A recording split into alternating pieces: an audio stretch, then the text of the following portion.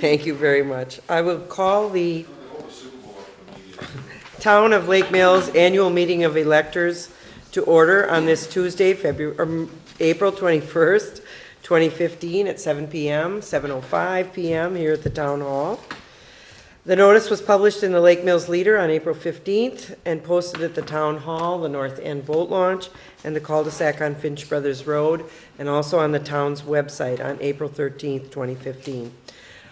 This is the meeting of the electors, so this is your meeting.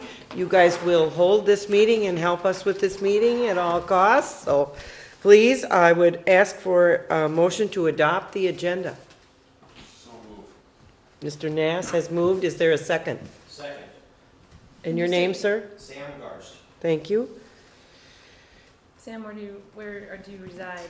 I reside at N6974 Lakeview Road. Thank you.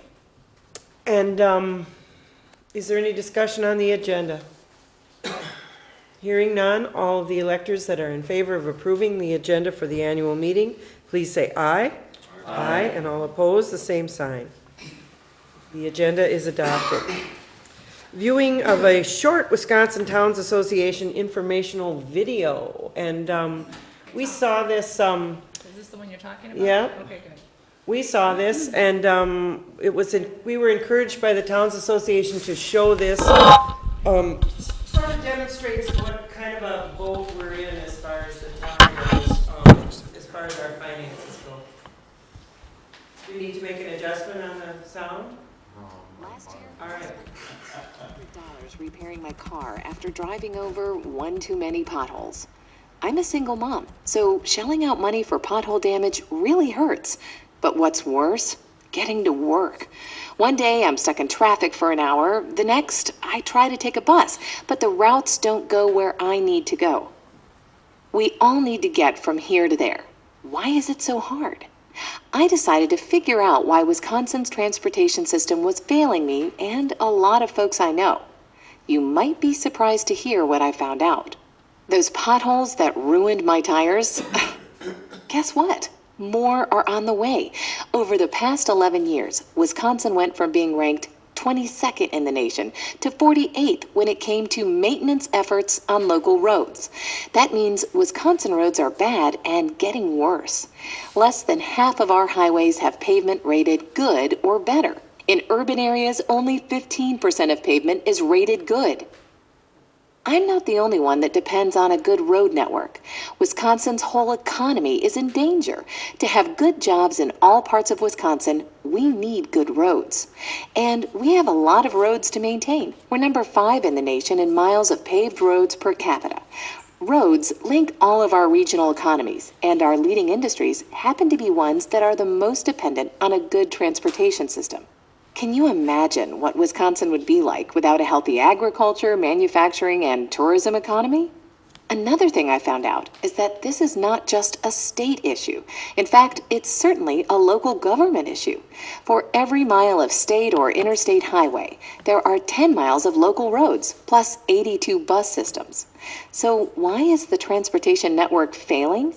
State and local funding just isn't keeping up with current demand, and that means we're definitely not investing in our future. If you live in Wisconsin, this affects you. Maintaining a modern transportation network will improve the state's economy and reduce the burden on all of us. Studies show again and again that investing in transportation results in a better economy and more private investment, and that means better jobs. So what can we do? I found out that there are lots of ideas on the table. We could return to indexing the gas tax, maybe allow sales tax to cover fuel purchase, increase vehicle registration fees, or encourage more widespread use of other mechanisms, like wheel tax or working across jurisdictions on a regional basis to solve the problem. Those are just a few ideas. There are many more. The key is to find a solution that's balanced, fair, and makes the best use of local resources along with state and federal funds. Whatever we do, we should get it done soon. It's one thing for my car to fail on me because I run into a pothole. We simply cannot afford to let our entire state economy fall into a pothole. Our congested, deteriorated roadways and lack of transportation alternatives are making Wisconsin less attractive to visitors and less competitive in business. I'm one mom that thinks it's time to fill the potholes and keep Wisconsin moving.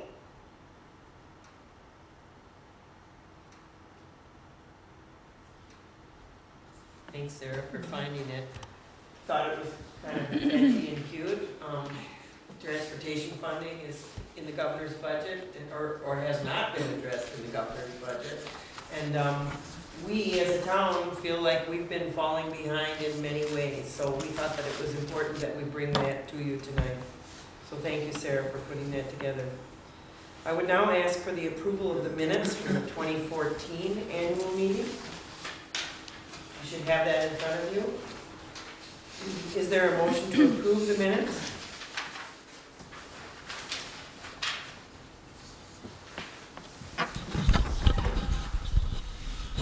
I'll move to approve minutes. Is there a second to that? I'll second. I have a name for the, Kim Hines. We got those names, good. yes. Is there any discussion? Does anyone see anything that is amiss in the annual meeting report? Any discussion? Hearing none, all in favor of approving the annual meeting minutes from 2014, please say aye. Aye, and all opposed, the same sign. Item number 5 is a review of the reports. The annual financial report, you should have in front of you. Well, I apologize, I didn't know what the turnout would be, so I do have a couple more up here if anybody's interested in the 2014 budget to actual figures. Not much to report. Overall, we came out as we were supposed to, so it's just Any shows highlights, the Sarah? details. Any highlights?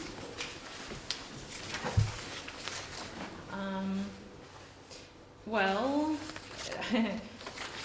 first thing that comes to mind is actually a low light with how much we've been spending on snowplow removal, but it's a necessary evil. However, we had budgeted for it, so highlights. We were easily able to move a little bit of expenses or a little bit of budgeted monies around to cover things that we did go over on a tiny bit, so. I would note on page 5, it looks like there we went over by almost $5,000. I wrote a little note there that there was an offsetting $4,000 in grant money that is in the revenue side there, so that's not as bad as it looks. That's in the Rock Lake account under the Clean Yeah. Boats, Clean Waters. Yes. And you guys on the board have this from, when did we look at this? March, I think? February? Mhm. So if you wanted to donate any of your copies after the meeting too, you've got one already. Does anyone in the audience have any questions, any of the electors? Hearing none? I guess I would ask for an approval of the annual financial report. I don't think we really have to. We don't really need to It's do just that, a do we? review of- On file. All right, we'll move on to the annual police report. Now you'll need to introduce yourself, Ryan. All right, my name is Ryan Walters. I work for the town of Lake Mill.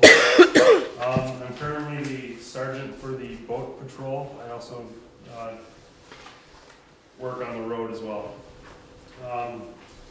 For 2014 road patrol, the squad put on 8,251 miles, 694.25 hours worked. Radar was ran for 201.5 hours. We received 100 complaints, 24 hours of court. There were 7 accidents investigated, 77 parked cars that were checked, 306 citations issued, 15 Equipment repair notices were issued. 150 warnings, traffic warnings were issued.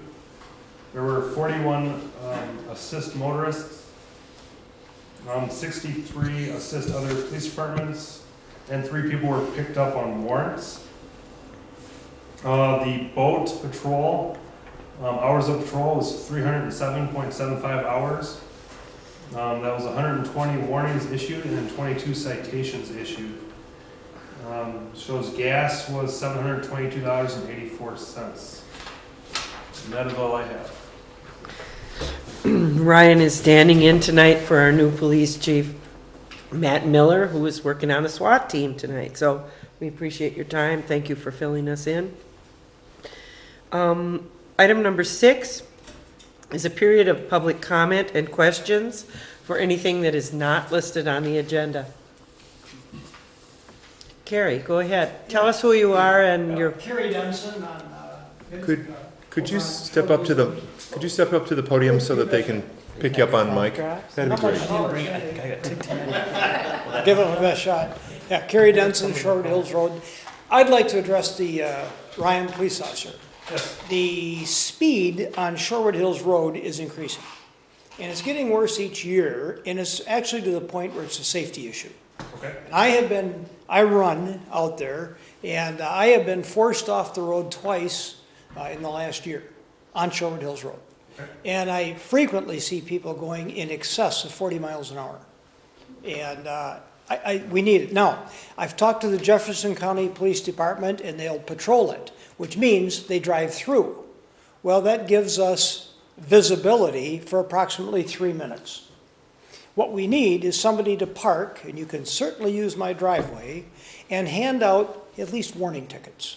Because what we really need, I think, is a show of force. If they see a squad car with somebody pulled over and your light's going, and even if you just talk to them, it slows people down and they know it's being enforced. But we need a show of force.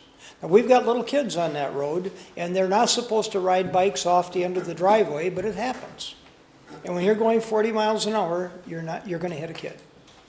And that's just happening way too much. Last summer, and I think Lee, you were out there, the 2 guys with the boat stopped in front of Lee's house and then drag raced side by side, pulling a boat over the hill. That would have been a head-on. And so we just need somebody out there. And I would say get out there from 6:30 to 7:30 in the morning when they're going to work, and then from 4:30 to 5:30 in the evening when they're coming home. But it's, like I say, it's to the point where it's no longer a nuisance, it's becoming a safety issue. Okay. Thank you. Thank you, Carrie, for your comments. I agree, my foot gets a little heavy some days, too. I'll write a few tickets. Does anyone else have a public comment or question? Yeah. Good, Jim. Jim Hines, N7041 Fable Road. I'll just tag on to his comments about the police. I travel the interstate coming home. Maybe a month ago, you guys were sitting out there on the interstate. I don't know what you're doing, clocking traffic or stuff, but I don't know if that's a practice of yours, but like he said, better time is spent in Shorewood Hills clocking traffic than on the interstate.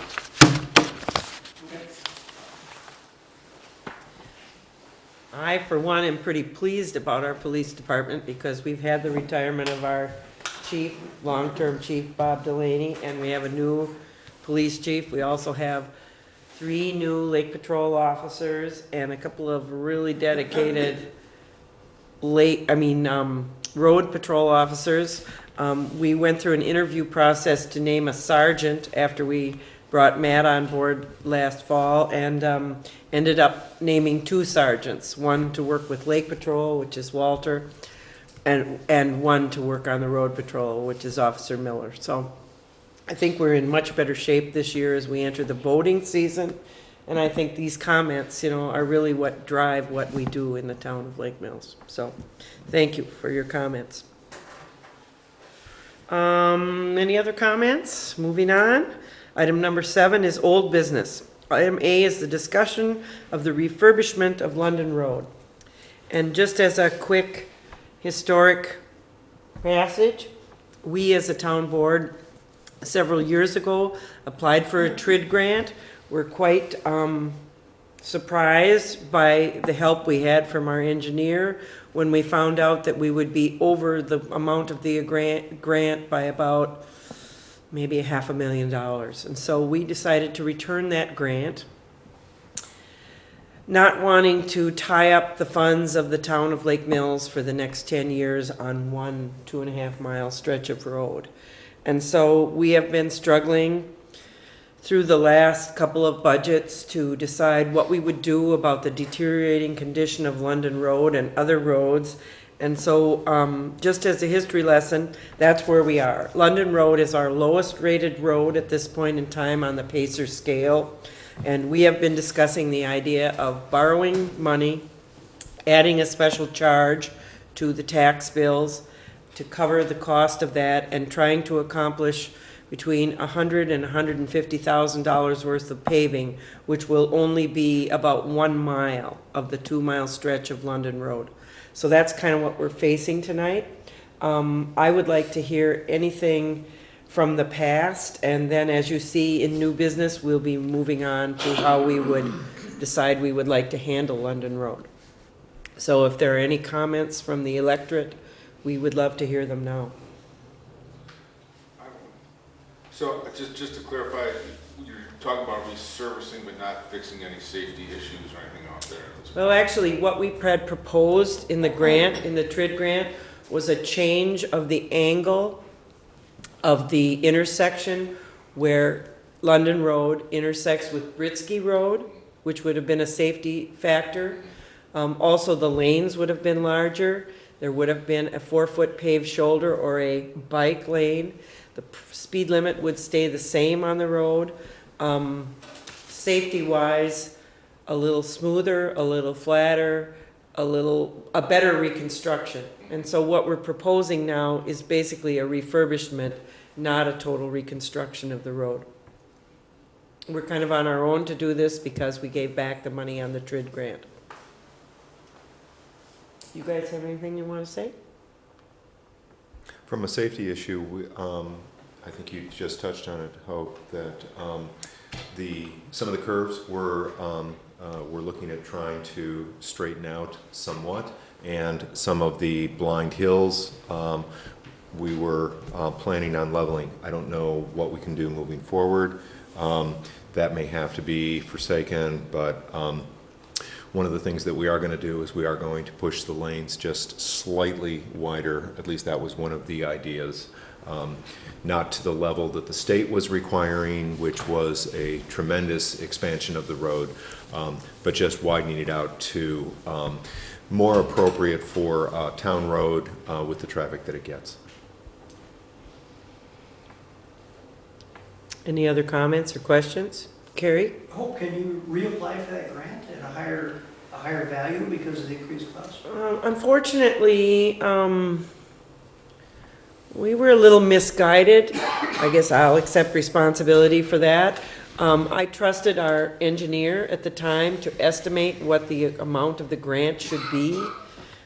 It's a big reality check to realize that $1 million buys about 1 mile of roadway in a total reconstruction.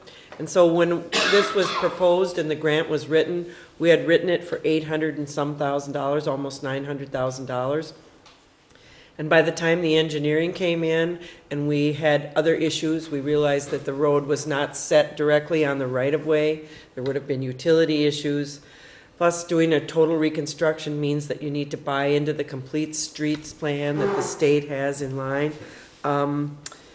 Plus, we would have had to basically hog tie our budget to that one project for 10 years to pay it off. Well, could we get a grant though, now that we know the true cost? Could we get a grant that would come closer to covering? I think we could investigate that. That program is basically kind of being redone. It is an option, but I don't know if we have the time. That's about a year's process. Probably another 2 year in the biennium, the budget biennium. probably another 2 to 4 years before we would be able to do that. We definitely scored very high because that road was in bad shape. Our record keeping was in good shape. And as we compared with other county-wide projects, we were forwarded on in the process. It was disappointing, but as it turns out, I'm really very glad that we didn't do that because we would be obligated for the next 10 years with almost half of our highway budget. So this is definitely an option. We're trying to be creative, aren't we? As is every other town in the state. Yes, so that's why I thought it was important tonight that you see that our transportation system has fallen into a great deal of disrepair. 70% of the state's roads are town roads, and we're very ill-funded on that, looking for changes in the transportation funding, and I just don't think we can wait that long. Anybody else have any questions? We thought this was a perfect year to bring this up, being an election year. Okay, moving on. Item number 8, new business. A discussion and decision on a special charge to refurbish London Road in 2015 and 16. So Sarah, why don't you give us some data? You're gonna. Well, Dave liked my pie chart, so I we do. got a new one. So you see this in your packet. What I did was I took apart my own tax bill here. Might look familiar. That's what your tax bill sort of looks like. And figured out exactly how it's calculated. And then here in the middle, you can see how if you took your first $1,000 of tax, this is how it would be split up amongst all the different entities that we then, we collect all the tax money, and then we have to pay all of those entities. So this is as if you were taking your $1,000 and hitting all those buckets. That's how much you would put in each of those buckets if you had, that's how much you would do if you're in the Lake Mills School District. I did not do a Cambridge one. Well, majority of our residents are in Lake Mills, so that's what I went with. And then here you can see this is where our tax dollars are going based on that $1,000. Most of it goes to the school district, big chunk goes to the county. Here at the town, we, by state statute, are only allowed to keep a certain dollar amount, and it's set by the state. So what that comes out to for 2014, the taxes that were just assessed, we get to keep 7% of all of that tax money that we collect, which is roughly $365,000. That's it. Very telling graphic, I thought. Food for thought. I'm still new at this, even though it's been almost 2 years, I still feel new at this. And this was one of the most shocking things I think I learned so far, is just how little we do get to keep. And it sounds a little bit biased maybe because I'm sitting up here, but it really was a shock to me as a taxpayer. Anyway, so then Dave asked me to figure out, okay, if we were to add $100,000 to that and be able to retain not just the $365,000, but be able to keep an extra $100,000 to use for road construction, what would that mean to the tax bill? So I figured that out. For a property that's assessed at roughly $350,000 here at the top, that would equate to $124 extra dollars on the tax bill, which is about 35 cents per thousand of assessed value. Went down a little further and broke it out, that same $1,000, this is where it would all go. You'd have $22 per thousand going to roads. This is what over here to the right is what you saw on the other side of your paper. That's the original without the roads in it. This is with. And then one step further, if we did $150,000, it would be $186 added to this particular tax bill, which is 53 cents per thousand of assessed value. And down here, it kind of gives you a little bit of an idea I went with the 100,000 example only for this part, but this is your range. You can kind of see where your house might be and how much would be added to your bill. I thought you said you couldn't keep more than 7% of all the money you put. The tax levy is set at that, yes. What we're proposing is this 100,000 would be a special charge. So we essentially, then we would be able to keep that $100,000, and everybody in the town, depending on what your assessed value, would be paying that 100,000 to the town. Can you do that without a referendum? Yes, we can. Do a special charge. You can. Is that for 1 year? That would be Or- 1 Or year. will it continue every year? Well, that depends on if we want to continue to keep doing road construction of this kind every year. If it's just 1 year, it's just 1 year, but we could continue to do that until all 38 38. miles are done too. That would be up to us. Us. Hopefully, that's not the way, it's not a very sustainable fiscal mechanism. But this is kind of the boat we're in. If you look closely at our highway dollars and the amount we're spending on snow removal, it leaves us a whole heck of a lot less than what we need to refurbish any road. And so what we were planning on bidding is planning on bidding a mile of London Road this year, doing the work this summer, borrowing the money probably from the state trust fund loans, and then paying it back in January when our tax funds come back in. Hopefully, we would be able to do that the second year to finish the entire length of London Road. Talking about a heck of a lot of money just for refurbishment, not for reconstruction of a road. And we have 38 miles of roads. London Road, as I said before, is our lowest rated road, but we have many other roads. And if we were to commit all our funds, say we were to commit $100,000 or $150,000 of our highway budget to that, we would not be able to do anything else. Patch potholes, take down brush, do any of the curbing or the sign work or any of the other things that we do to maintain our town road. Snow removal. Sure. Go ahead. You said that to replace the road, it was about $1 million a mile. No, $1 million. $1 million a mile Right. to completely replace it. What is it gonna cost on the refurbishment per mile? Well, that's what we're figuring. Around 100,000 a About mile. 100,000, Right. maybe $125,000 or $135,000. Okay. Ed? And a refurbishment is it like a resurface of the existing pavement? Is it just filling in potholes? No. What is No. refurbishment? It actually would be, some of the grade on London Road is, the substructure is substandard. So basically we'd be putting 4 to 6 inches of gravel on top of the existing blacktop, milling it about 8 inches deep to get a good even mix, and then laying down 2 10-inch lanes. And then also coming back with, 2 foot, You need 2 10-foot. two 10-foot lanes, and then coming back in and having a 2-foot gravel shoulder on each side, and then we'd obviously have to ditch it where it's needed.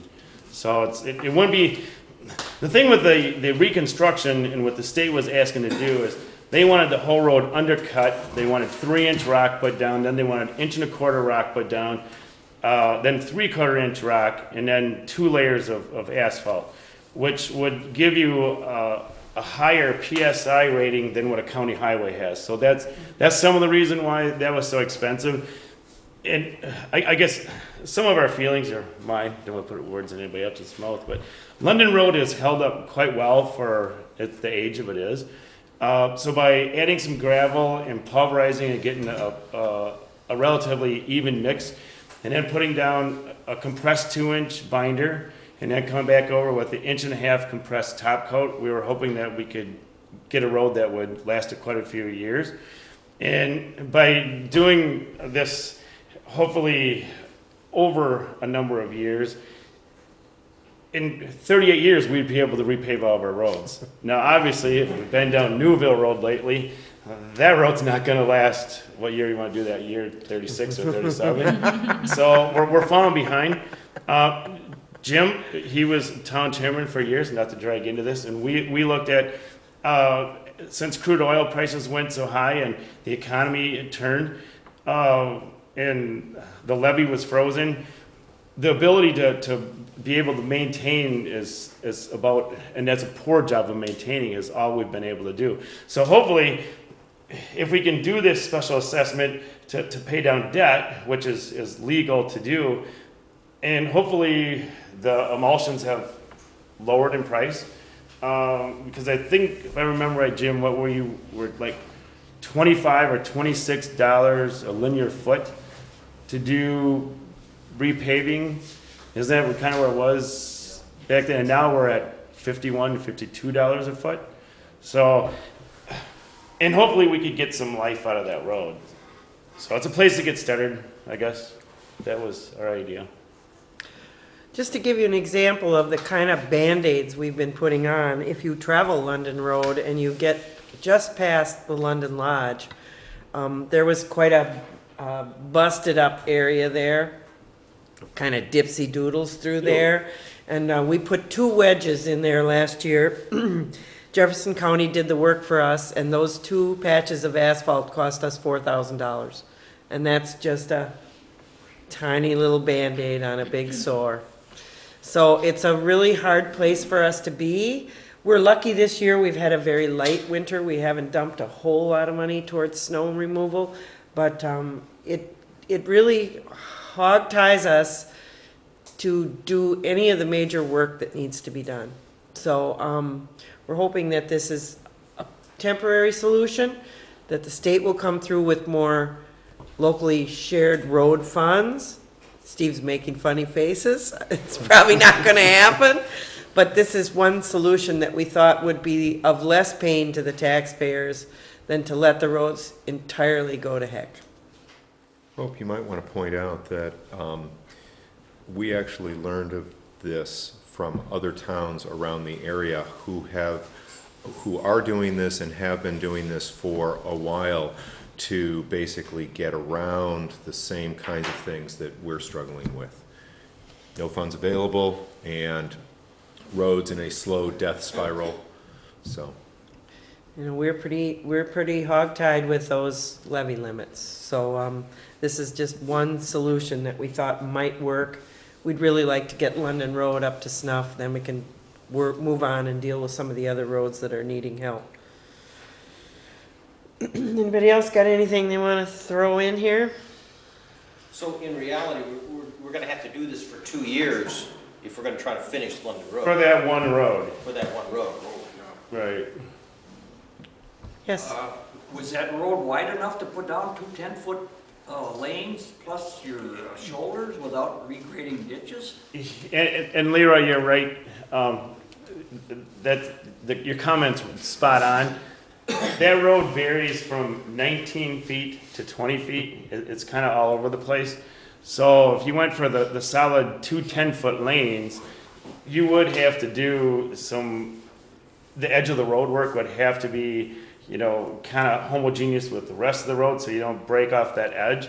And there would be quite a few areas that would have to be reditched and regraded to try to get somewhat of a shoulder for a place to edge over if you have something wide. And that could be done within this 120 to 35,000? Well, hopefully, I guess what was kind of on the tip of my mind is we've always flirted with 100,000, 200,000 in there, and I'm thinking that we would do, try to bid it out so that on a per foot basis and try to be like about $125,000 for repaving, pulverizing, and save $25,000 for culvert replacement and shouldering and ditching.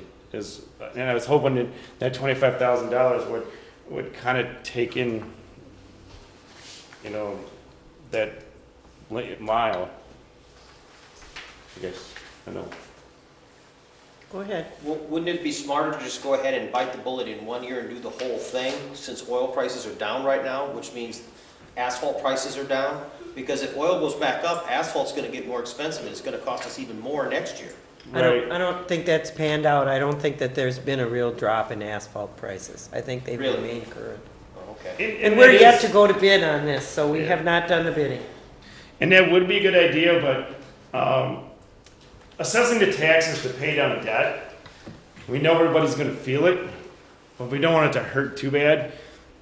2014 would have been a really good year to do it if we would have borrowed $100,000. You know, basically, you would have been doing what, $140, something like that. Your tax bill would go up, and basically everybody's taxes kind of went down around 200. So it would have been kind of a wash. I mean, you wouldn't have felt it at all. But if we start doing the whole road,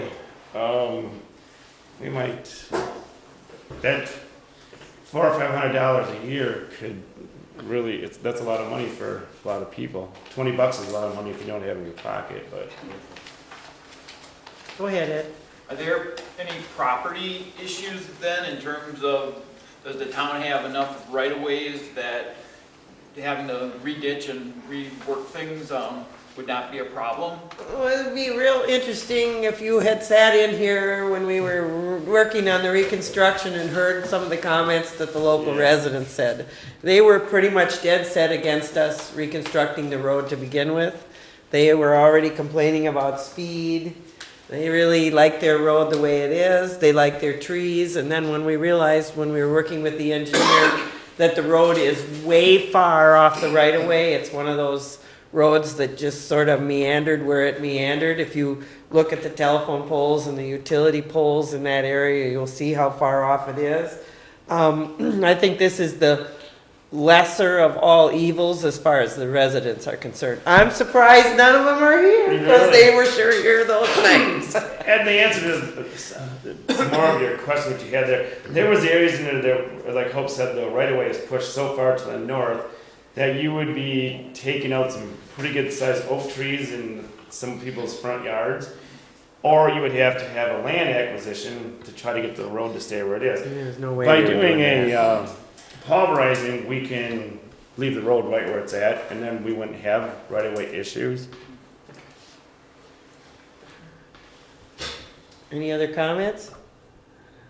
I told these guys when we did our road tour this year that this is my least favorite moment of being the town chairman, is to look at these roads.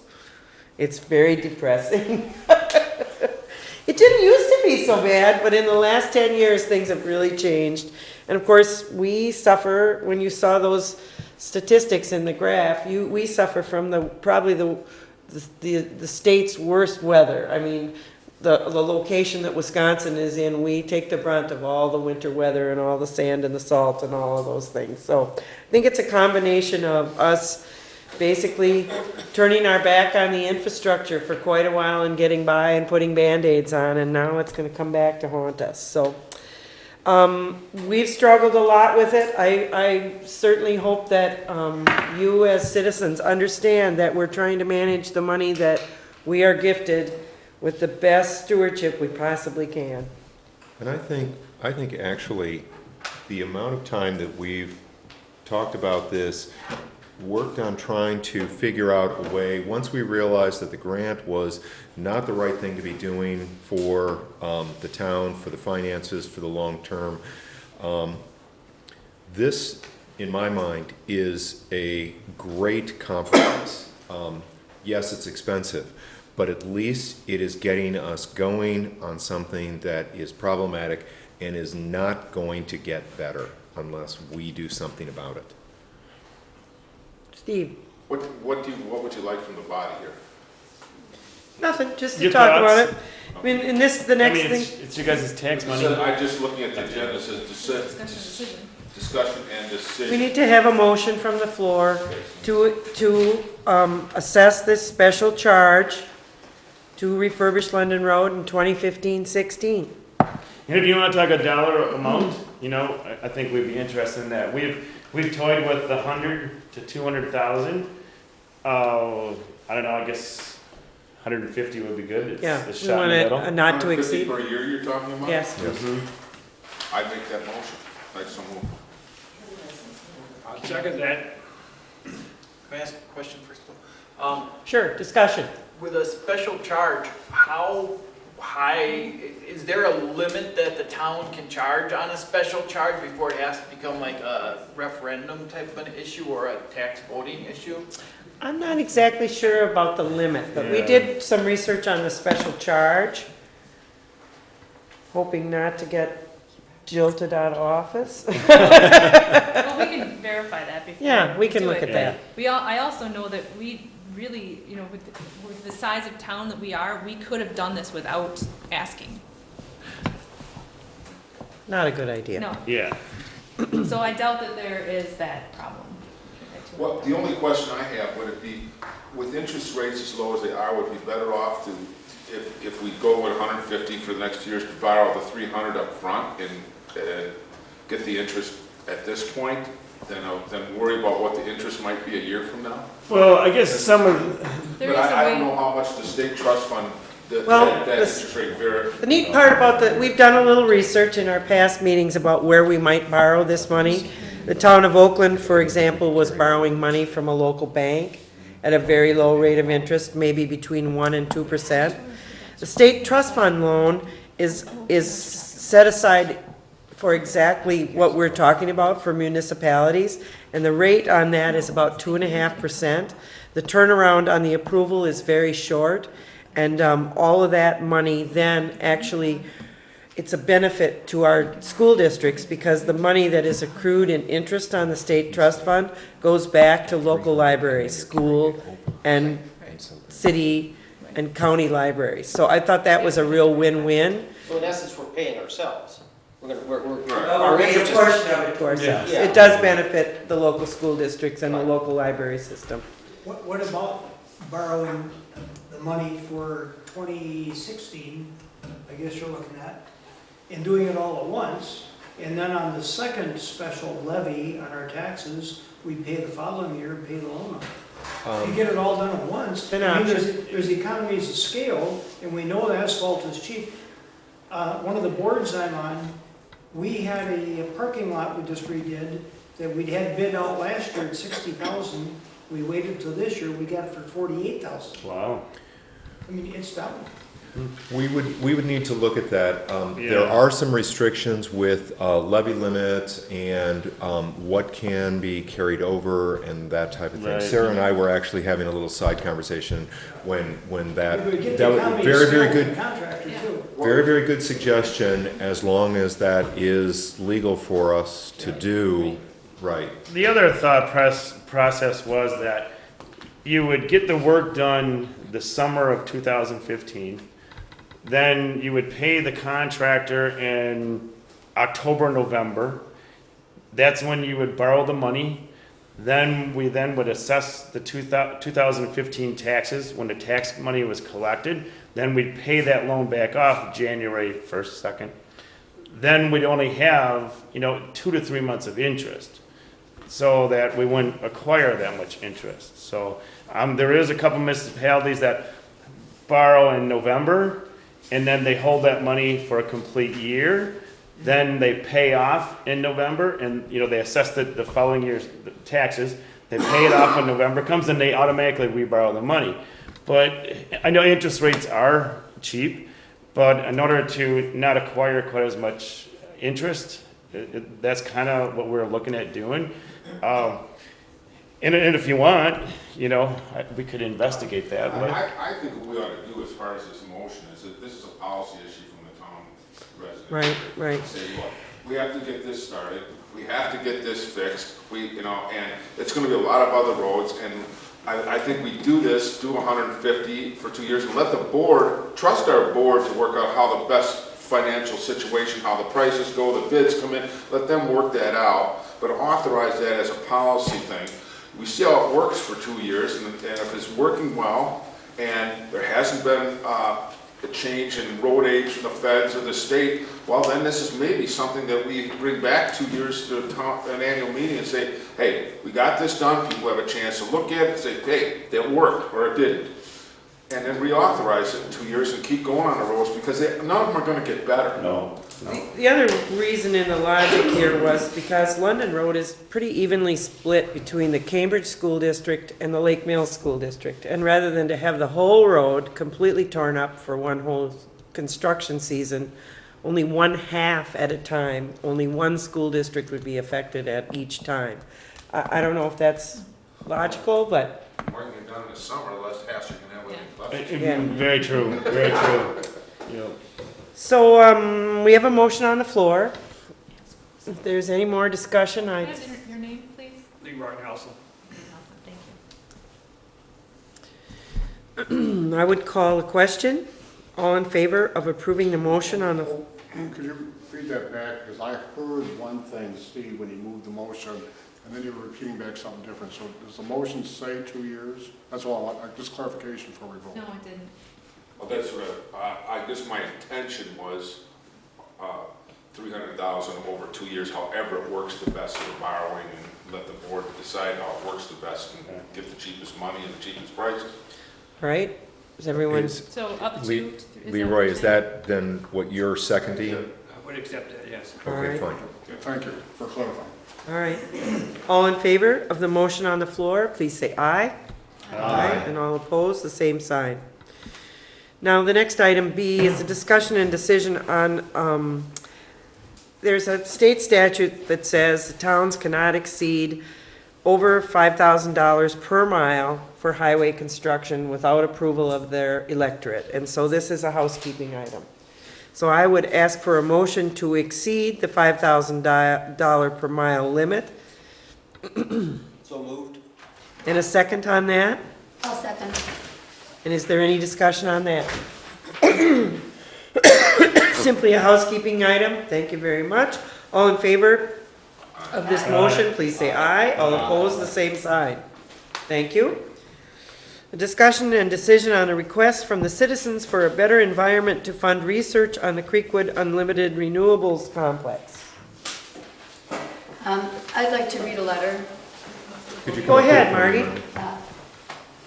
I was asked to read this letter by Anita Martin and Sally Jones, who are heading up a group called Citizens for a Better Environment. Neither one was able to be here tonight. Anita is working and Sally is out of town. So they knew I was going, so they asked me to read it. So, Thank you, Margaret. so I can just go forward and read this? Sure. It was written by Anita. Dear town leaders, thank you for the opportunity to share important news with our community. The proposed air pollution permit for Unlimited Renewables, LLC, has been released and notice given in the Wisconsin State Journal on April 18th. A public hearing on the permit will take place Friday, May 8th at 8:15 a.m. in the Lake Mills Municipal Building on the second floor. The draft permit number 14-JJW-233 application and DNR analysis are available at, now, this is like a one sentence long of HTTP whatever. Can I skip that, or do we need to read that? We can put it on our website. Okay, so I'll just, okay, it's in the letter if anybody wants a copy of this. Type in, if you're going to look up the draft permit under this 14JJ whatever, you type in Unlimited Renewables LLC, do not include a comma. You can also see a copy of these materials at the Fargo Public Library. Last fall, the DNR raised compliance questions about this facility's current air permit. This prompted the chicken manure fertilizer manufacturer, housed on Crossman Road off County Trunk A, to apply for a new permit. The public notice is available at, and that's this long too. 2 permits are listed here for Unlimited Renewables. The new one is 14-JJW-233. State law requires the DNR to consider all written and verbal, which is like voiced at the public hearing, comments in deciding the status of proposed permits, as well as final content of permits. By having a strong, legally enforceable permit, we can help improve quality of life in our community.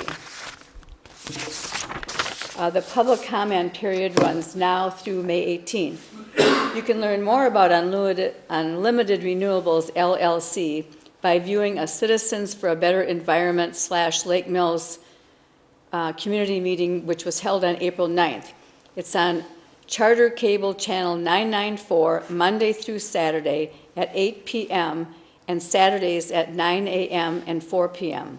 It's also available at a YouTube address. CBE has hired an air engineer to analyze the draft permit and related environmental documents. Watch for more information or call 920-285-0707 if questions. Sincerely, Anita J. Martin, volunteer for Citizens for a Better Environment. And then she has her, must be her cell number and her home number. Okay. Do you want a copy of this? Okay. I did some scribbling on the back. I can get one from her if you'd like. What? I can get one, just email her and get one from her if you'd like. If Oh, you want well, to keep your you scribbles. Yeah, I have it at home. She Oh, okay. forwarded it to me today, so. Okay.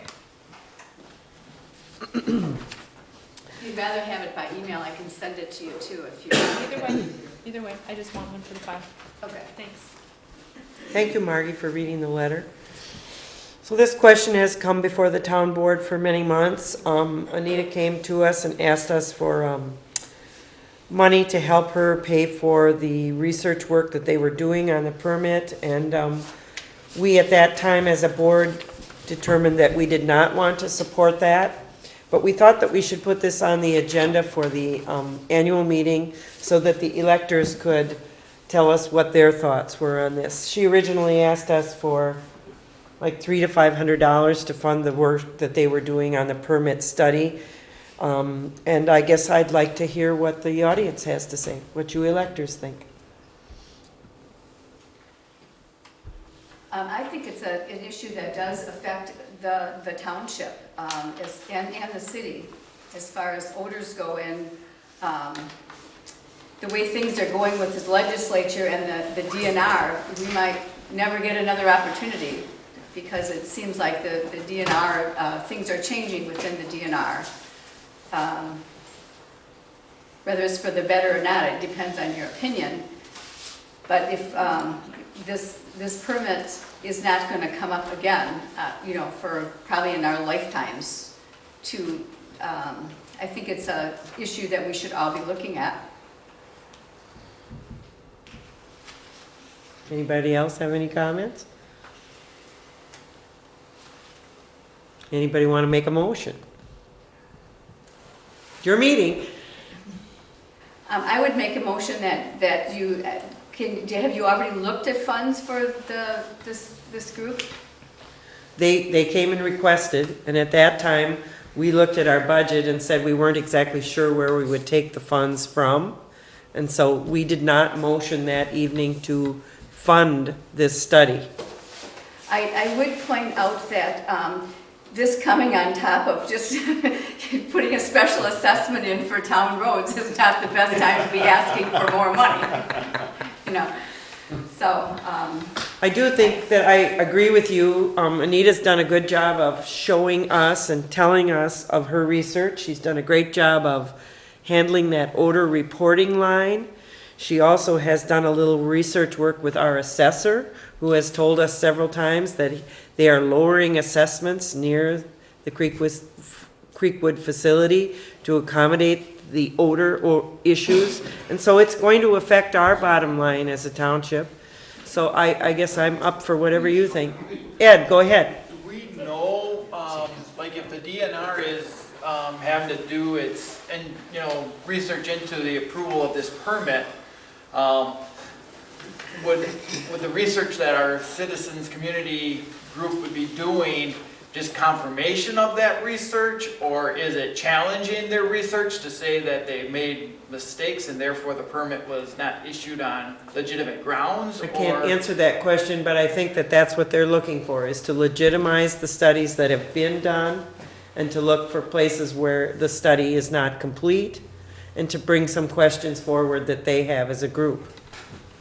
My takeaway from when Anita was in here was they wanted, as a group, to hire an engineer that was schooled in that air quality permit to be able to dig into the details to see what suggestions or changes need to be made, is what I was hearing. I've got the minutes from that meeting that we've had. The group is looking for financial support so they can hire an independent engineer who can help them take the next step in eliminating the odors, which would include stricter permitting and proposing a county-wide ordinance. Go ahead. And then the follow-up question is, if the DNR allows the permit to go through, is it any different than the state coming in and telling on roads like, such as our Main Street project coming into the city here, that this is how it has to be done and it's gonna be done this way? Boy, I sure don't want you to mess those two issues together. Don't do that. But my question is in terms of if the DNR has said, we've done the research, we've done our research and we've done the permit, you have no, regardless of what you're gonna find and spend your money on, you're not gonna come up I with think we're a ways away from that, Ed. I think we're a ways away from that because what this group has done is put together a citizens grassroots action group, and they have incurred some expense to have this done. I am assuming that they have already done this. They have requested the public hearing, which will be held in early May. Is it May 8th, 9th? I should have that detail in my head. So there will be public comment made, which I would think that the DNR would consider at that point in time. What this group has asked us for is to help them fund the research they have done ahead of this. The meeting is Friday, May 8th at 8:15 in the municipal building downtown. I would just make a comment. Go ahead. I think what the work that people have done on this issue is extraordinary and very timely and reasonable.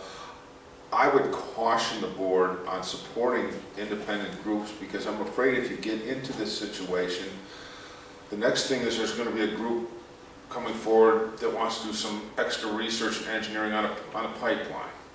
There's also going to be, who knows, another group that sprouts up and we have to do more research on the emerald ash borer. And where does this end with you, for the township supporting each one of these individual agendas? I think I agree. It's certainly worthwhile work, but I'm afraid that you might find yourselves with every interest group coming here for a chunk. And then London Road doesn't get done. Yeah. I mean, I agree with the group, and I think there's certainly problems. You know, I live next to the chicken farm, but I don't know if I don't know if this is the right venue for that. And that's kind of exactly where we came down on it too, was, it's a private grassroots action group and they can't raise $500 among themselves, then, I said I would personally support that, but I didn't think that it was a good use of town funds. I'd be totally in agreement with Steve on that one. All right, so, let's just move on. Well, I think you had a motion. There was no second, though. There was no second. Started one. No, I didn't make a formal motion, no. I don't think so. I think it's good though that we've heard from the electorate and Shoot the messenger. we have at least discussed it and brought it to our annual meeting of electors, and I think that's important. For all of us, it's something that we need to watch. Let's move on to item D, the confirmation of committee appointments. So we have a number of committees that are up for, a number of people from our standing committees that are up for reappointment. And I'm not exactly sure how I want to come down on this. There are 2 seats on our planning commission. The seat that Mr. Colgrove, our former supervisor, had, and also the seat of John Schultz. And, Nass, I'm sorry. Dan Schultz. Steve Nass and John Schultz are the 2 seats on the planning committee that are up for reappointment this year. And both of those guys have agreed to serve again this year. And so I guess that I decided that I would like to keep their appointments alive and let that go. Our planning committee will meet again, and when they meet again, they will have a new officer, our new second supervisor, Lee. And so I was hoping that they at that time would shuffle the deck and decide how they want their officers to be. So that's kind of how I'm going to leave it. The two confirmations that I will make tonight are the appointment of Steve Nass for another 2-year term and the appointment of John Schultz for another 2-year term. The library board is the only other committee that is up for reappointment. Dr. Liebenow has served on that board, and that appointment comes up in July of this year, and I am certainly going to honor his participation for the many, many years he has. So I haven't spoken to him about this yet, but I'm sure that he will want to continue in his service there. So those are the two appointments that I would make this evening. Joint Rock Lake Committee? Who's up for grabs there? Dawson and Smino. Spinieski. And Thank you very much. both Wes and Stan have agreed to continue for their 2-year terms. Okay. I do know that there is an opening on the Joint Rock Lake Committee for a citizen from the city of Lake Mills to serve, but we don't have any control over that. I think there are a few people coming forward, though, to serve on that. So those are the committee appointments for this year. We certainly encourage anyone who is interested in learning about town government to volunteer. We could sure use the help, and it's always good to be recruiting and mentoring new blood. None of us are going to stay for that 38-year term. Item E, the recognition of retiring officers. Only 2 terms, not 38. Jim has served us well for the last 4 years. I've been tickled that he's been here, and he also has served as a member of the Planning Commission, and then recently in the last year as the chairperson of the Planning Commission, which has been a lot of work. I think he's learned a lot. I certainly appreciate all the help you've given us, and I'm going to miss you. Jim is a believer in term limits, so his term limit is up, and now we have a new supervisor, which I think is good. So thank you, Jim. We'll give a round of applause to Jim for his service. Please don't be a stranger. I won't. All right. Item F. From the other side either. Item F is recognition of Chief Bob Delaney for his many years of service to the town of Lake Mills as police chief. Bob is turkey hunting. He just basically told us he wasn't coming. Priorities. But we would like to recognize him for his service, and we'll do that at another meeting and honor him. He has served us since the year 1971, I believe, and is very proud of that. And it's been a smooth transition to have Officer Miller, and Bob has still been helping us. He goes to municipal court and does a few other things around when other guys aren't available, and he is trained and is still an officer in the town of Lake Mills.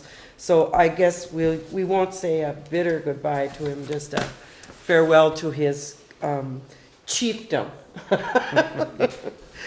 The other person we would like to recognize tonight, and Ken Stetson said that he couldn't be here, and I don't really believe that he thought that he could emotionally be here. He lost his wife Dixie, and Dixie was a very good poll worker for the town of Lake Mills for many years. Sarah, you add to that. We had our first election without her in April, and it was just strange. One of my chiefs said that she didn't think she had ever worked an election without Dixie. She was always the first one to respond to my emails asking for help. She would always say, whatever hours you need, put me in a split shift if you want.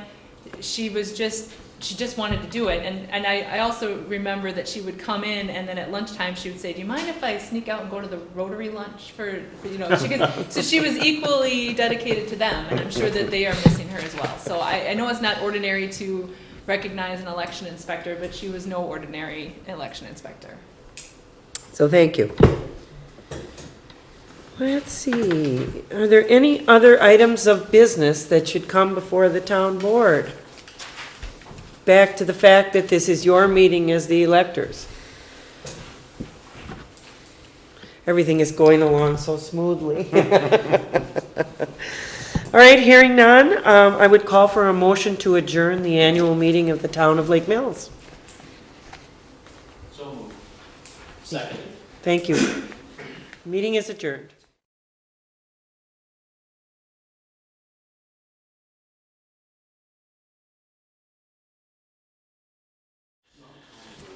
All right, I'd like to call the regular town board meeting of the town of Lake Mills to order on April 21st, 2015 at 8:15. The notice was published in the Lake Mills Leader, April 15th, 2015, posted at the town hall, the North End Boat Launch, and the cul-de-sac at Finch Brothers Road, and also on the town's website on April 13th, 2015. I would like a motion to amend the agenda. I guess first I'll make a motion to adopt the agenda with one amendment, that after the agenda is adopted, that we have the swearing in of the officers. I'll second that. Is there any discussion? Hearing none, all in favor, please say aye. Aye. And all opposed, same side. Now the swearing in. Should we all stand? Yes, I need to leave. Where's the flag? There's the flag. Yes, raise your right hand. Can we, oh, okay. Yep. It is group. Do the group, okay, great. I state your name. Having been elected to the office of Board Supervisor 2. swear that I will support the Constitution of the United States and the Constitution of the State of Wisconsin, and will faithfully and impartially discharge the duties of said office to the best of my ability, so help me God. I do. You guys can sign in the middle and then pass it down immediately.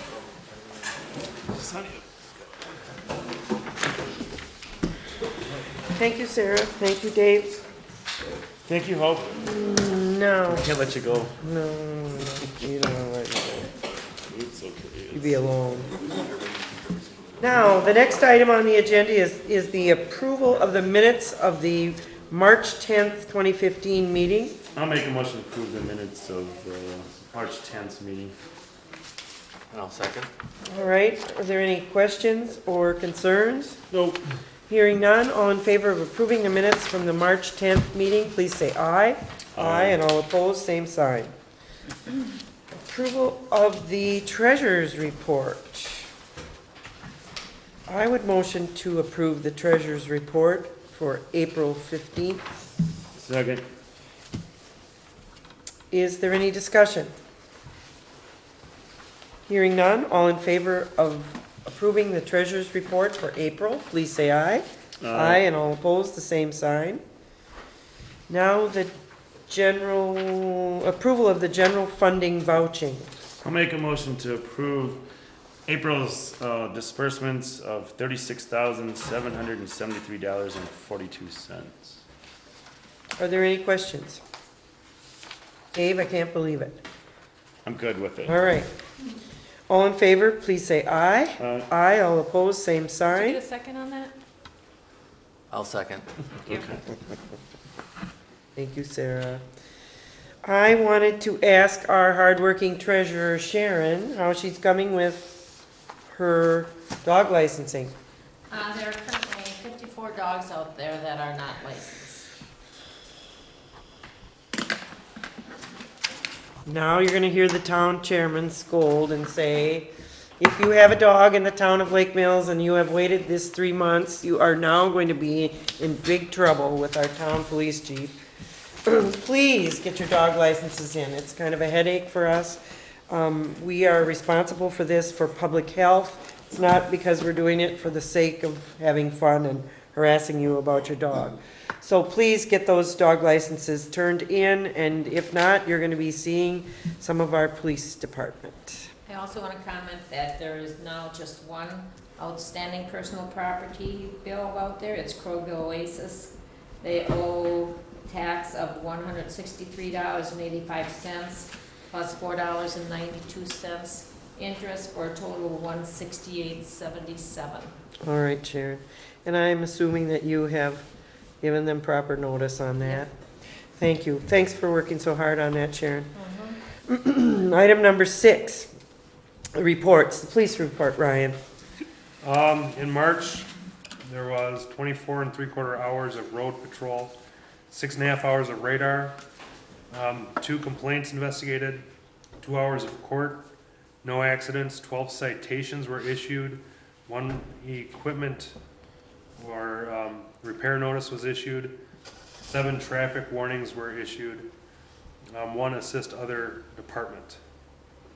The boat did not make it on the water in March. Good. Good. Thank you, Ryan, and thanks for filling in tonight. No problem. Item number B, the Joint Rock Lake Committee report.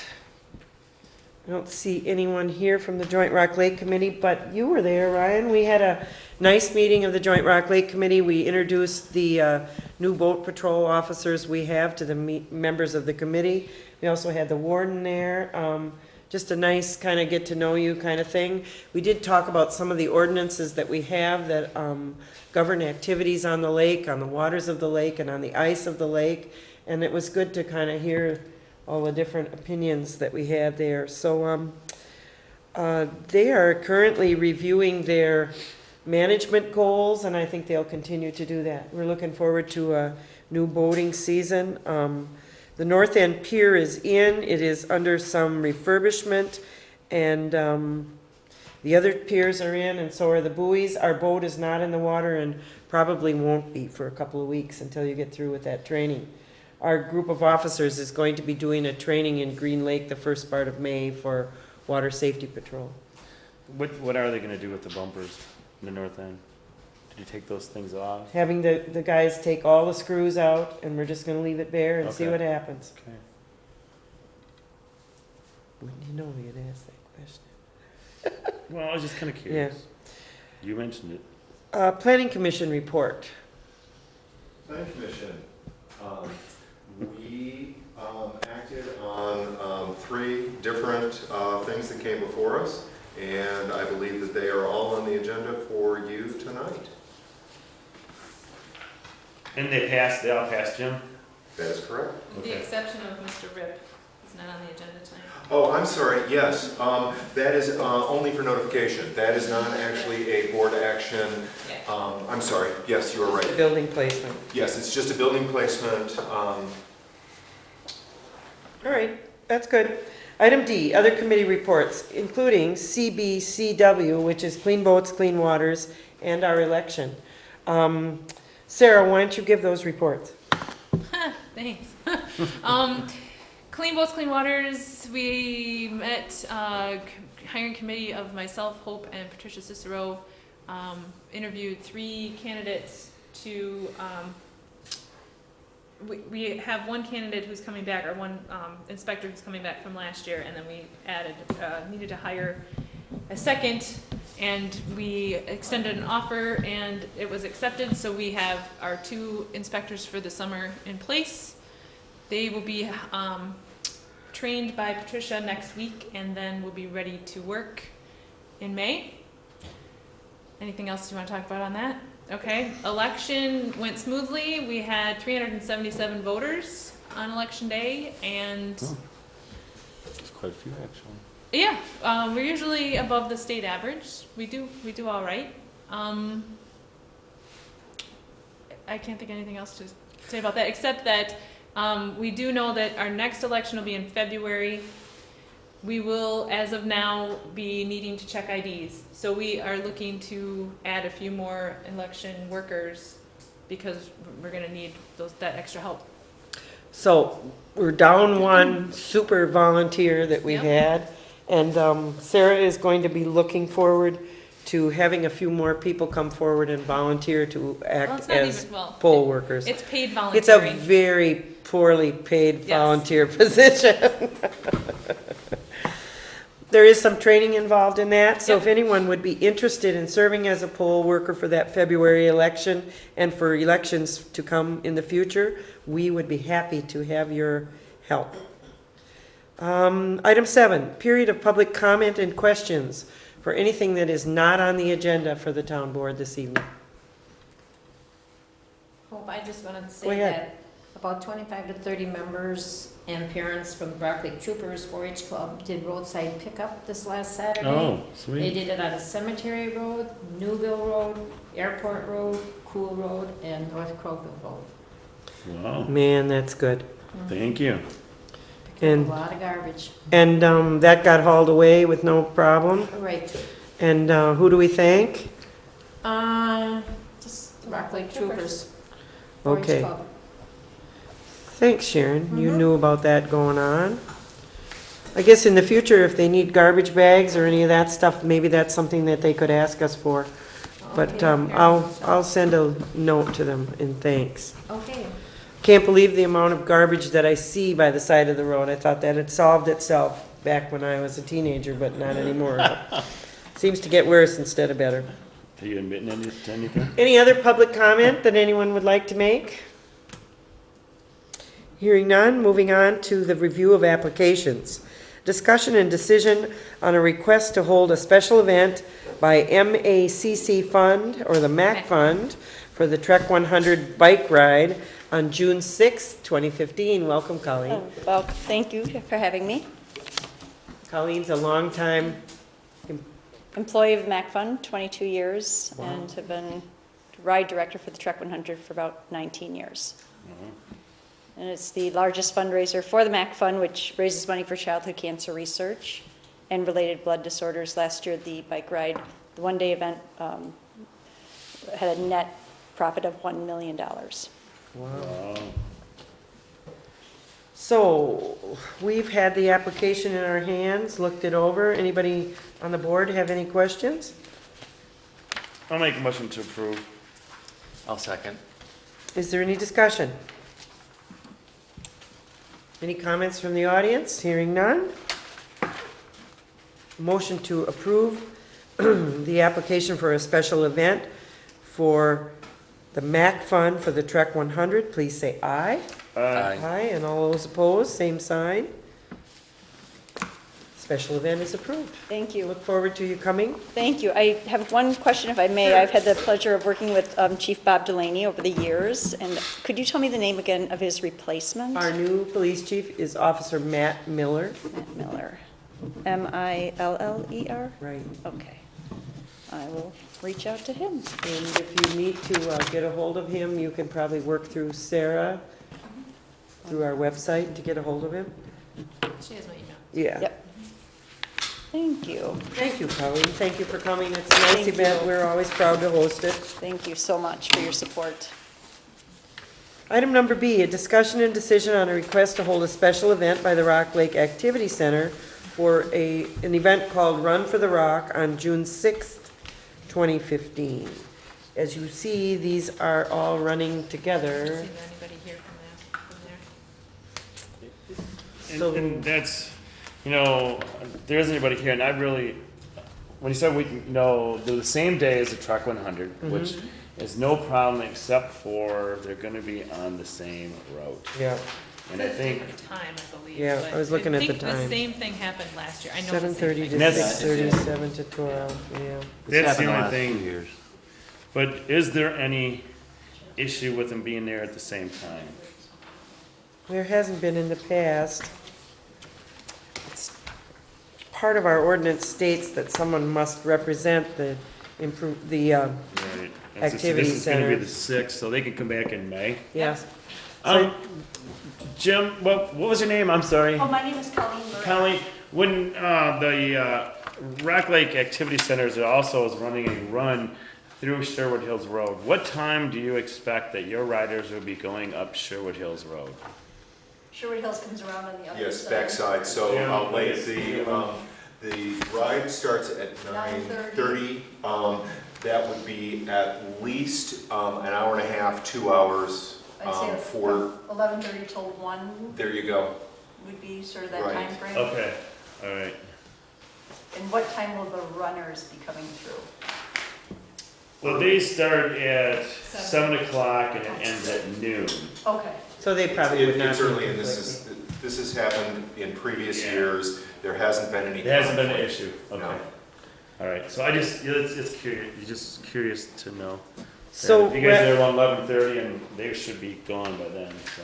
So rather than to take action on this special event tonight, let's get a hold of the activity center and make sure that they come to our May meeting. Yep.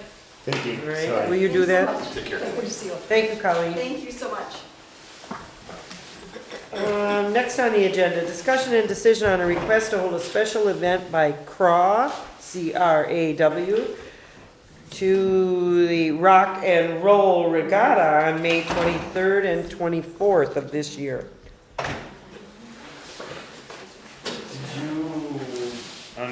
This one here, did you want to table this one? Hi. I did not get a chance to talk with JJ. I told him that I would come and represent. He had said that he was not going to be able to make it to the meeting and everything.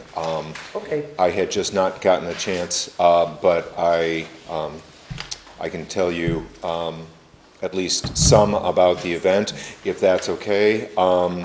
Because of the timing and everything like that, it may not be advisable or prudent to push this off. It's your call. I don't think it should be Yeah, pushed off. because there's really doesn't seem to be any change from what they've done in the They past. they have run this many years. There have been no problems. They set up a buoy course out in the lake to the wind. It does not block any part of the lake. They request that boats try and stay off of the race course just so that they're not interfering with the racers. This event has taken place in the spring, in the fall. I forget the total number of years. 11th annual. Yep. Thank you. So I would make a motion to approve the special event permit for CRAW for the Rock and Roll Regatta on Rock Lake on May 23rd and 24th. Second that. Is there any discussion? In Memorial Day, this is the weekend before, right?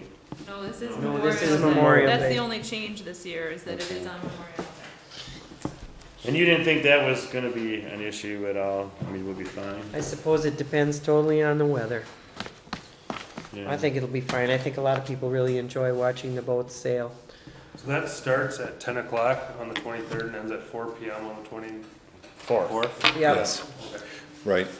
They run for a couple of hours, depending on the wind. Again, if the wind is high, they tend to abort. If the wind is low, they tend to abort. If the wind is just right, which never happens for sailing. So generally, few hours, multiple races, so the boats are not actually out on the course occupying a large portion of the lake for the whole time. Okay. Okay? Could we make that subject to receipt of the fee, because we have not received that yet? All right, let's make that stipulation. The fees Sarah, required. will you contact JJ or? Yeah, yes. Okay, thank you. All right. Because I would if you wouldn't. So all in favor of approving the special event permit, please say aye. Aye, and all opposed, the same sign. Thank you. And Ryan, for your information, we usually post these on the calendar. Okay. They took the calendar down, so I haven't been posting it anywhere. I don't Well, know we where need they to wanna start post doing it. that, so you guys have an idea of what's coming up. Through the Alright. summer, it would be good, yeah. Things start to get kind of hairy I'll around ask here with Matt what he special wants to events. do. We'll have the boat on the water both days. Providing you get home from Green Lake. Well, I guess it's gonna be weather permitting. We'll have the boat on Yes, the water, I certainly. should say. But we try to be in tight communication these first few weeks of the summer when things are really going crazy around here. Item number D, discussion and decision on a variance request by Lori and David Peters at W8096 Park Lane Road. And I believe that, Ben is representing them. all right, hi Ben. Hello. Tell us what you're proposing, Ben, and we'll go from there. David and Lori would like to build a new home on their current property that I believe has been in the family since the mid-60s. When I had my surveyor take a look at what the current setbacks are, it ended up with a buildable area of approximately 290 square feet, very small triangle. And so we are requesting a variance to encroach on setbacks. This was pretty thoroughly discussed at the planning committee. I was there. Seems that there is a hardship since their lot mostly is triangle, and the setbacks from the lake and from the road are very limiting on what they could do. And so it was approved that they move forward at the planning commission. And I would motion to grant them a variance to build this house at 8096 Park Lane Road. I'll second it. Is there any discussion?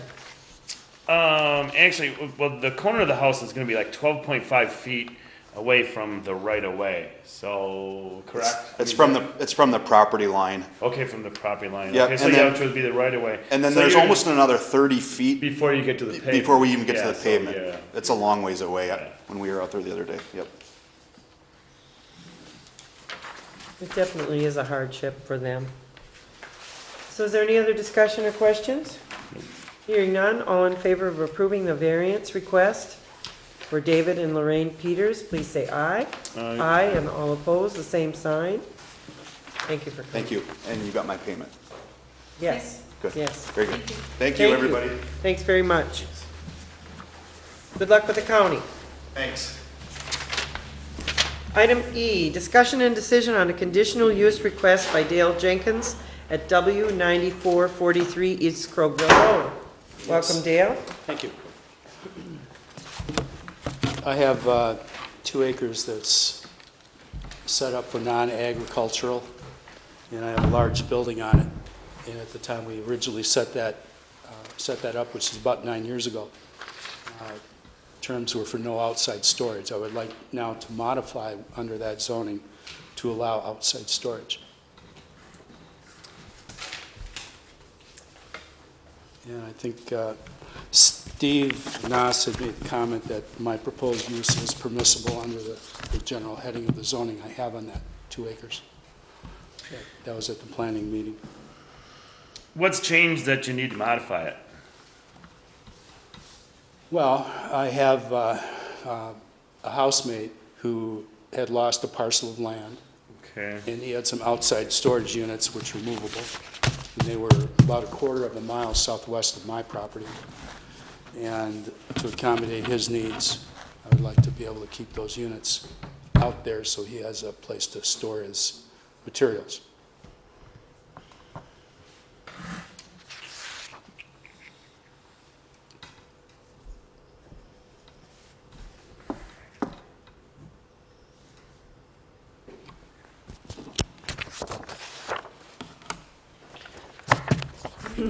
About a week ago, Wednesday night, I called a special meeting of the town so that we could both view Mr. Jenkins' property and so that we could also come back here to the town hall to work on our road bids for this year. We did view the property. I understand that the lot next to you has been sold and someone also has staked out a new house there. And we walked the property. I was not on the town board in 2006 when you came before the town board, but I was in attendance at those meetings. And I believe that you have plenty of storage out there.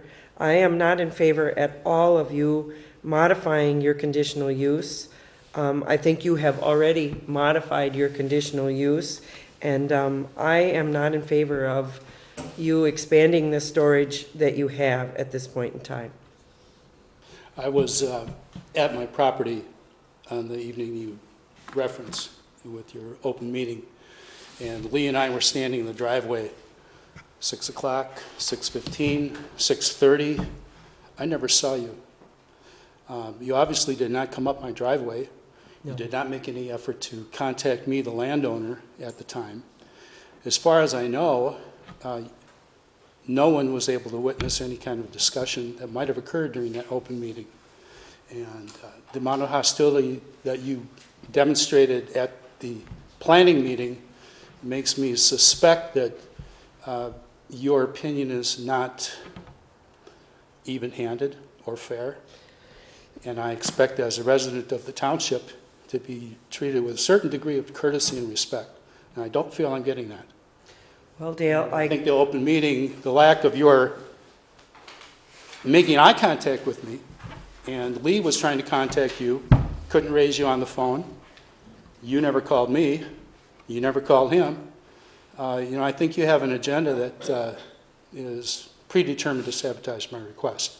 And I'm disappointed that I have that feeling, because having lived in the township for 25 years, I expected a certain degree of fairness and openness without predeterminations and biases. And I believe that's what you're demonstrating here. I have a simple request. My request is permissible under the type of zoning that I presently have. I'm simply asking to have the language modified. I contacted you and told you that we were coming. You agreed to the time that we came.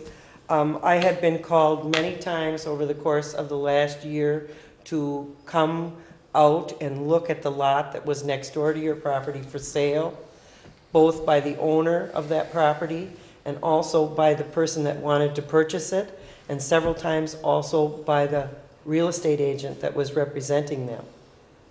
They wanted very much for the town to move in and have some cleanup action to happen there. I have never walked on that property before, and that evening I chose to walk the new home site rather than to come up your driveway and encounter you. I made that decision freely. I looked over your property. Alan was there. He saw us walk the property line.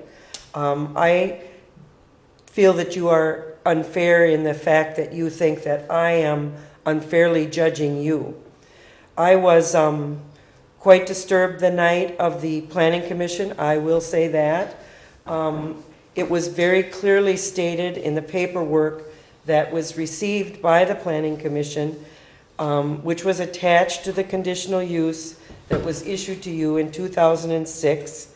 And one of the conditions was that you could store non-agricultural, you could store agricultural equipment outside of the building, but not non-agricultural equipment. And that was clearly stated in the conditional use. You have made arrangements since 2006 to do otherwise, and my judgment is that yes, it's difficult to be told no by any one of your neighbors, but I am willing to take the risk of saying that I don't think that it's right for you to have that much outdoor storage when you have such a large indoor facility. Well, I pay a significant amount of taxes to have that building. I paid a significant amount of money to construct that building. And what I use the inside of that building for is my own personal use. None of our business. It's And the outdoor storage. The rest of my property, since my application was approved by the Planning Commission, and I would simply ask the board to follow suit with the Planning Commission and abide by their recommendation. And Steve Noss again made the very clear recommendation or observation that the use I'm requesting is permissible under the type of zoning that that parcel has. Anybody else have anything they would like to add? The outside storage units that are visible at the top of my property are there because that is the most level portion of that property. Because of having to site the building there, there's some significant berms that surround that building that are unusable. And then I have windbreaks of trees on the west and the north of the building. And the units that are being used for storage were, I believe, placed there in June of 2014. They were not placed there in 2006, 7, 8, 9, 10, 11, 12, or 13. They've been there for approximately 9 months. And they were permissible on the property they were at before, and I think they should be permissible on my property. They are movable, not permanent structures. Anyone want to make a motion? I'll make a motion that we approve the modification to the Jenkins property for mixed use, non-agricultural storage and agricultural storage outside. And I'll second that. Is there any more discussion? I guess, Dale, the only thing that I'm thinking is I was on the board when you're having your breakup, you know, and you had a lot of antique cars, and I remember going down that road with, you know, collectors and all that stuff. And then the A2 zone, you know, definitely allows you can go out there with a grinder at midnight and grind all you want because it's a business ag. But there was a modification put right in there of the stipulation to the A2 that your storage, there was no outside storage. So when that was put on there, you know, I guess because that provision is wrote right in there, I don't really see why we need to alter that. Well, as you That was the stated, provision. the subject at the time was my old vehicles, my antique cars and such. There was never any discussion about any other type of outside storage. The need for me to put up a building was strictly focused on vehicles. Okay. And that was the only subject. And when I signed the terms that the township was pushing at the time, I was only thinking the only thing we were talking about is vehicles. I didn't know we were talking about anything in perpetuity, which would accommodate the storage of tools, equipment, things of that nature that are not permanent structure. Had I known that, I would have pushed harder to have my authorization at that time much more expanded to allow outside storage. We're talking about a 2-acre parcel with a building that's approximately 14,000 square feet. Mm-hmm. That's not a very large part of a 2-acre parcel. It's very small.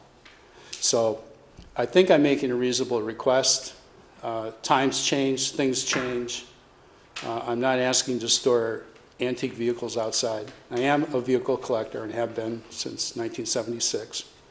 I'm not asking to put vehicles outside. I'm simply asking to have some storage units that are closed and functional.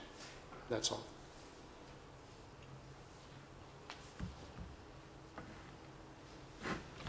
Anybody else have any comments?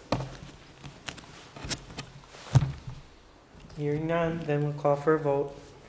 Sarah, you better do a roll call vote on this. Boy. You could do it. Yep, all right. Supervisor Peterson, Aye. Supervisor Schrader, No. and Chair Ostick. No.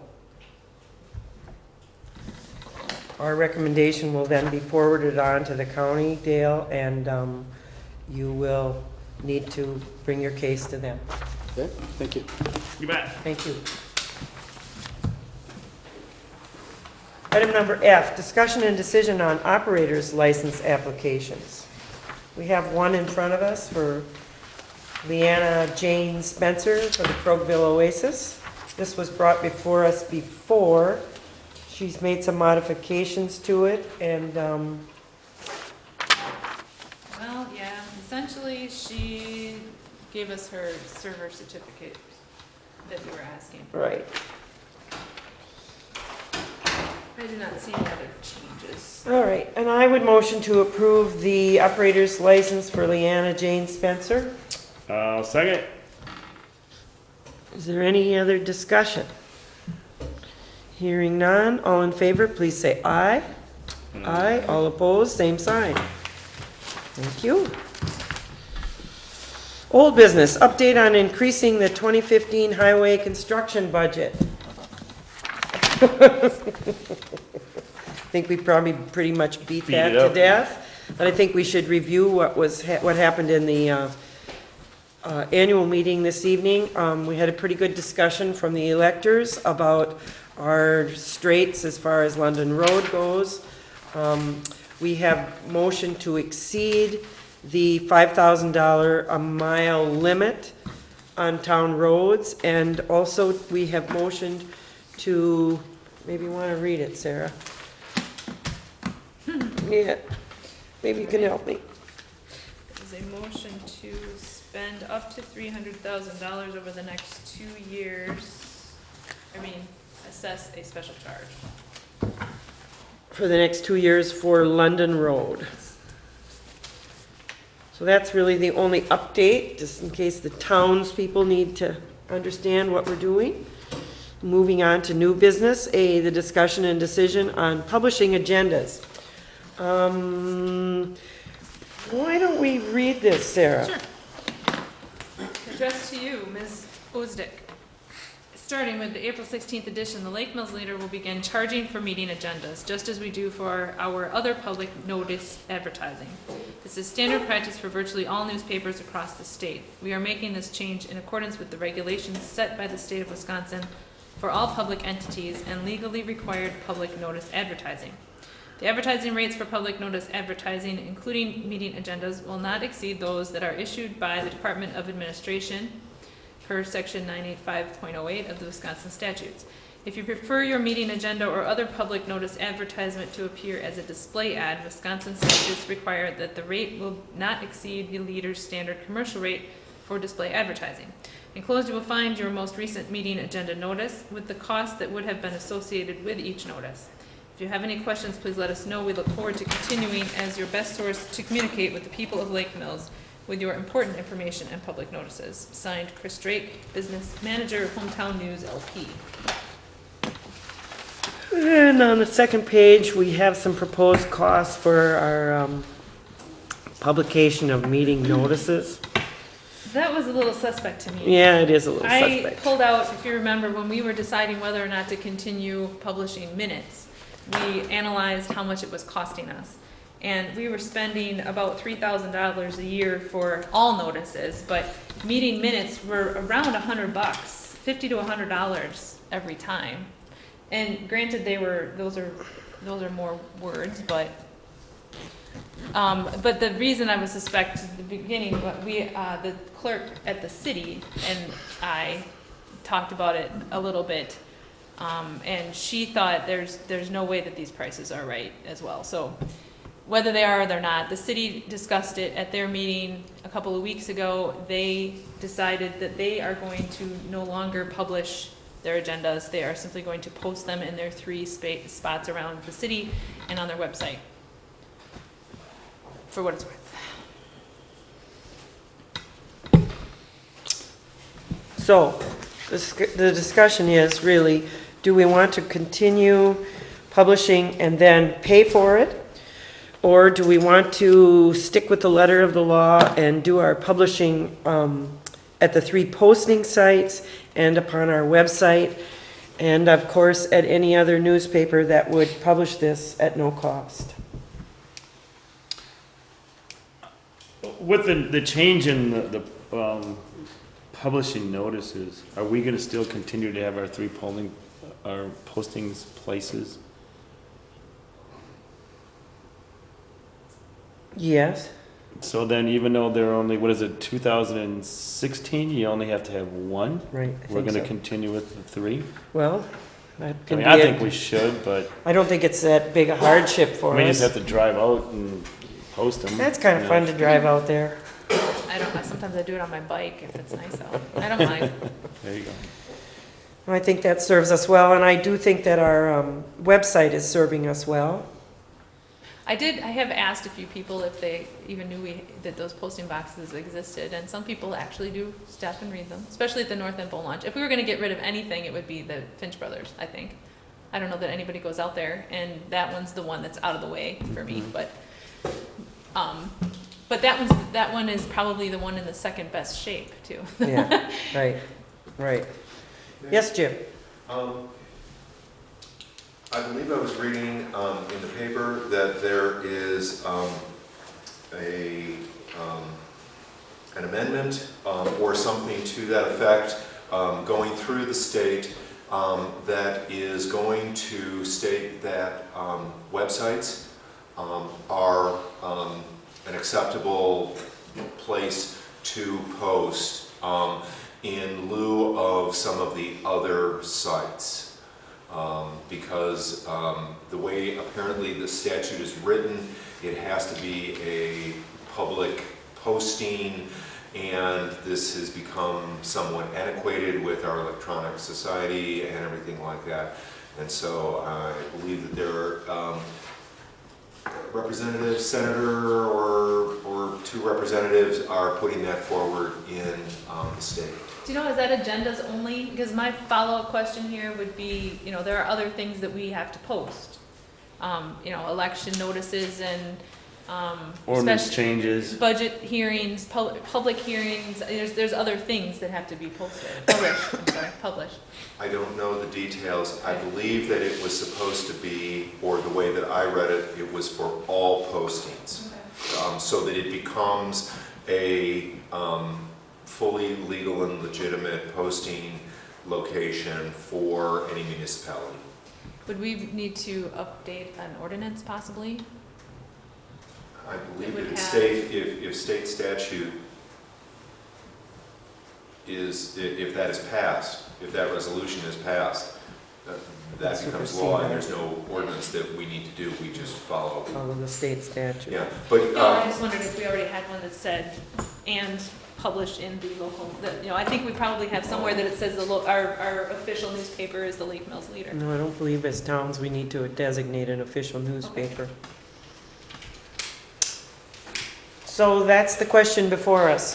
We were looking at the budget items here. Seems kind of like an extra expense, but at the same time, I really would not want our electorate to be uninformed. But by polling those people that read the newspaper, didn't seem like a lot of people were engaged with the newspaper.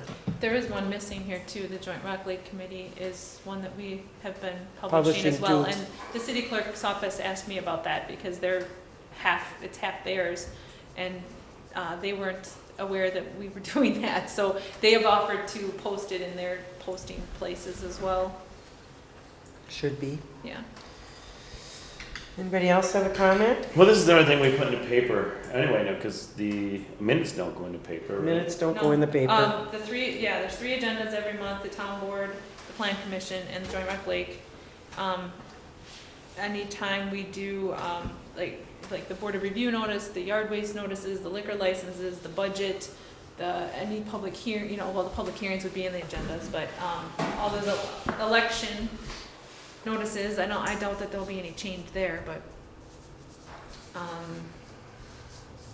Anybody else in the audience have a comment? Avid readers of the Lake Mills Leader here? Well, I mean, I enjoy reading the stuff in the Leader, but then again, the Leader is becoming less and less important to me, so. Since they dropped the police blotter, which was my favorite blotter.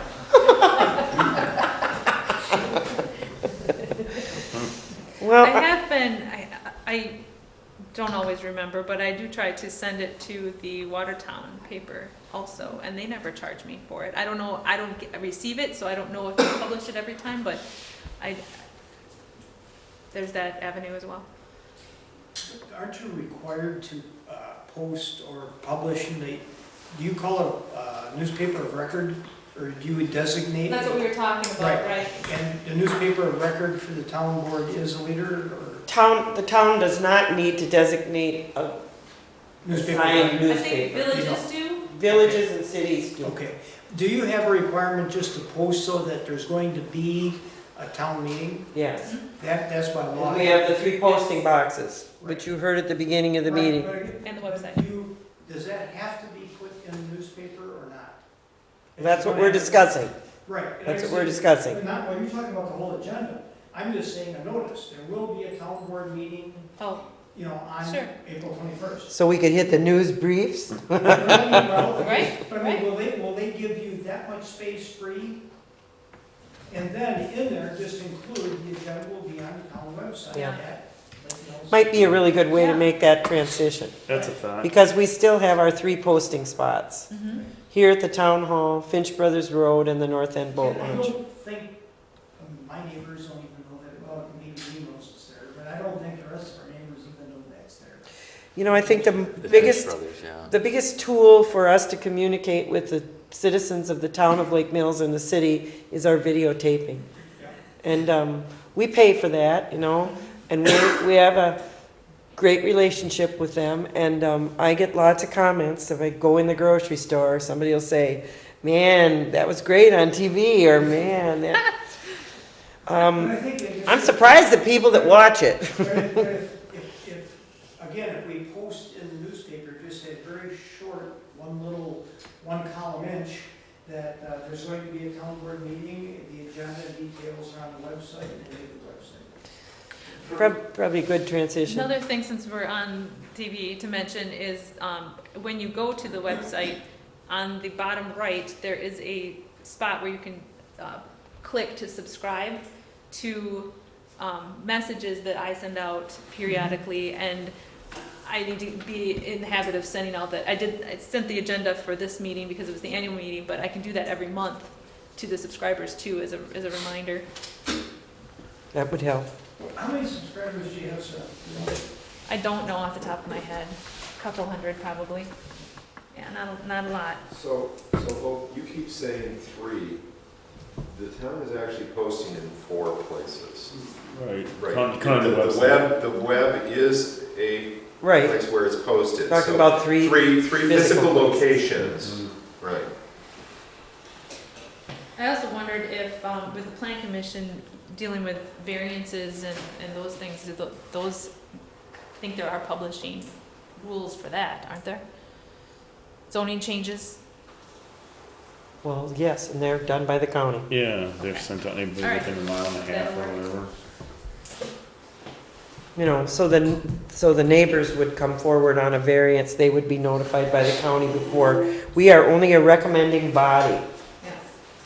Comes through our planning commission, comes through our board, and then goes on to the county for those variances or zoning changes. Hope, I would just like to say that the Daily Times does have a one day a week, they post they post everyone, but they don't post the entire agenda. They post the meeting and then they maybe pick out a few highlights of it. And it's always on one day of the week, and the Daily Times does have daily courier service in Lake Mills. Very good, Margaret. So, a discussion, anyone want to make a motion to make a decision? You guys are so brave. I'm going to make a motion that we change the policy of the town of Lake Mills to posting our agendas at the 4 places mentioned and not to publish in the Lake Mills Leader. I'll second it. Now, is there any other discussion on that? Did you want to make that transition? Make that transition in May?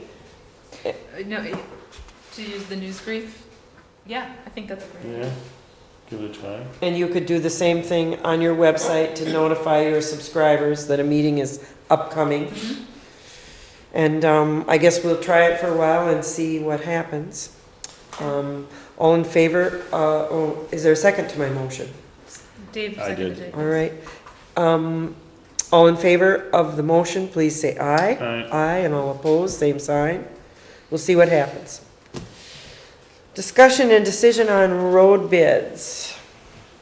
So I got 4 sheets of road bids put together. I still need to work on the specs for London Road. I talked with Brian at the county today. He kind of told me I was on my own. After all the work we put in with him, I was a little disappointed, but I'll need to work on those road bids. But the rest of the sheets, you guys have those? This is what you gave me the other night. Right. I put them on the website already, except for the potholes that you were going to discuss tonight, and there was another one. The major ones. Yeah, I think that one was a whole too. No, that one's on there. But it's just, I also put your letter on there as well, with the dates. Okay. All bids due by Monday, May 11th. All right, so the first thing that I thought we should talk about is we have quite a list of potholes, and we can motion ourselves to do that. I would like to motion that we present that list of bids to Bedrock Hay and Landscaping with a not to exceed $5,000 for that list of potholes. I'll second it. And then is there any discussion on that? Can you start tomorrow? I don't know, might be too cold for... Oh. There's really getting to be some really bad. There getting to ones be some out there. bad ones. There's Is a there couple a that- certain road that's bothering you more than any? Well, I've had a couple complaints on Newville Road, that just a Newville. couple over the last 3 or 4 days that has really popped up. Okay. And I did see, where did I see another one that was kind of bad? I don't remember which road I was on today. I don't know, but I was on conservation the other day and it ain't Oh. getting any better. I know it was Crowville Road. Crowville. There Oh. was one that was really bad. I have a couple of clarifications. Brushing was one that we were gonna hold, and I don't remember why. Basically, we could put it out to bid. I need to fix the addresses. Okay. I need some addresses. And I need to add this, add a tree. And then I also had a call today about sand sweeping Mhm. in certain areas. Mhm. Is that included in here, or is that separate? I mean, should that be included in here, or is that? Well, since we had the 5-inch rainstorm, we've had an awful lot of piling up sand and so. There's a few spots on Short Hills Road, I know, and then the call I got was on Indian Trail. And he actually suggested that they salt out there less during the year because it just sits there. And it's not necessary apparently. All right.